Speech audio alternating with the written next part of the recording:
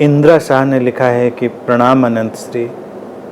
ऐसा क्यों लगता है कि जैसे बहुत कुछ पूछने को है, लेकिन बस आपकी टीचिंग्स को आंख बंद करके सुनते रहने का और उनको अपने भीतर एब्जॉर्ब कर लेने का ही भाव होता है।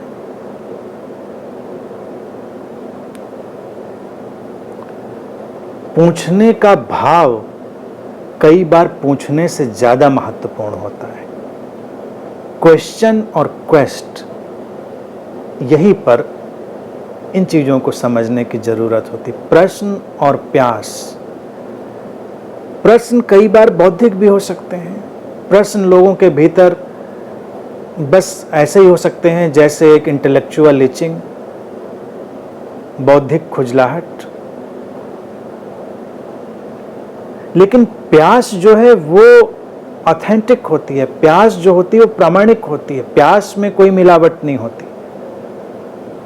बहुत सारे प्रश्न भी बेमानी हो सकते हैं जिनका कोई मतलब नहीं। आप पूछते रहें, आप दार्शनिक हो जाएं या बहुत विद्वान हो जाएं तो उससे क्या फर्क पड़ना है। और कोई ऐसा है जिसके भीतर प्यास तो बहुत प्रबल है और इतनी प्रबल प्यास है कि वो शब्दों को जोड़कर प्रश्न भी नहीं बना पाता, तो ये शुभ है। और प्यास को क्या चाहिए? प्यास को चाहिए तृप्ति। अगर जल उपलब्ध है, प्यास तृप्त होती है, तो उसको किसी भी दार्शनिकता की जरूरत नहीं है। वो बस उस प्यास की परितृप्ति में डूबना ही चाहेगा। कभी तुमको गहरी प्यास लगी हो और फिर एक घूंट पानी पियो और महसूस करो कितना आनंद लगता है, जैसा उसमें डूब जाए।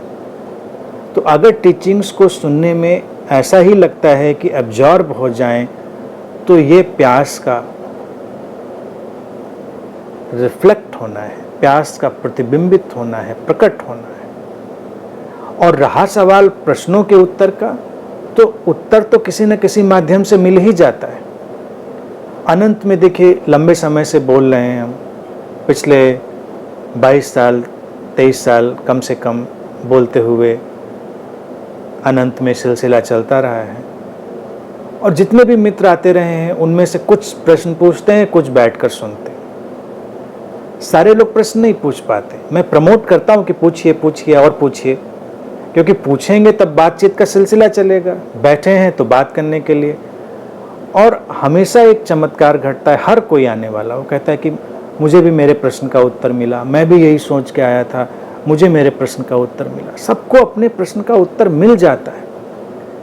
प्यास जब घनीभूत होती है तो वो किसी भी शरीर मन के माध्यम से रिफ्लेक्ट होकर प्रश्न गढ़ लेती है। कुछ लोगों के पास प्रश्न गढ़ने की कुशलता हो सकती है और कुछ के पास जलती हुई प्यास हो सकती है। यहाँ सब अंतर संबंधित है। तो कौन प्रश्न पूछता है ये मायने नहीं रखता। प्रश्न पूछा गया, प्रश्न का उत्तर घटा, तो वो सभी के काम आएगा। वो जो भी प्यास से भरा है उसके काम आएगा। तो अगर ये घटता है तो शुभ है, उसका स्वागत करें, उसका आनंद लें।